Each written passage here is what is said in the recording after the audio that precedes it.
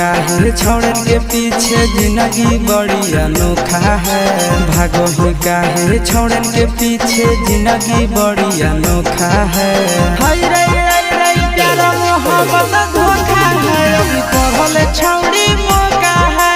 प्यार मोहब्बत धोखा है। अभी पढ़ल छौड़ी मौका है। सुख दे तो जवानी के पानी छोड़ न सब अपन सोखा है। सुख दे तो जवानी के पानी छोड़ न सब अपन सोखा है। हाय रे रे रे प्यार मोहब्बत धोखा है। अभी पढ़ल छौड़ी मौका है।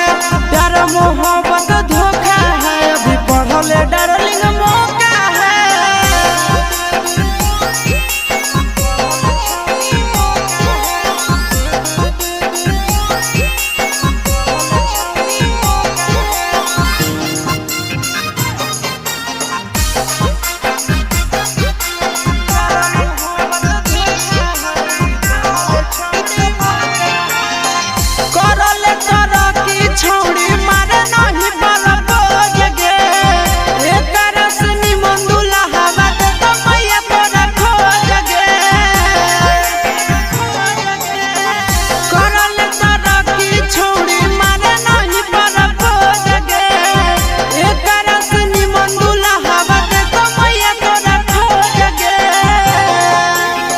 सब कौन बात है छौड़ी दालत जैसे चोखा है।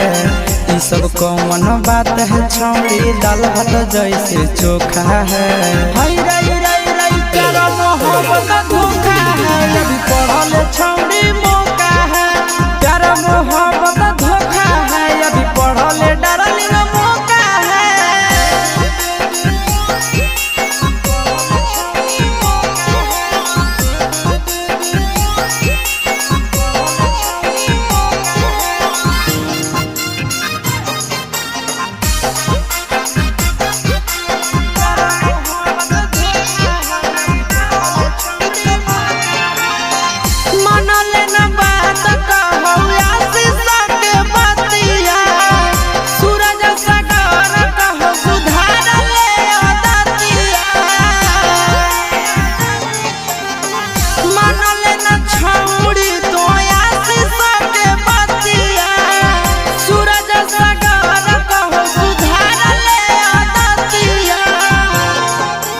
एकरा से डूब तो पापा की जतिया यही से नंदन रोका है।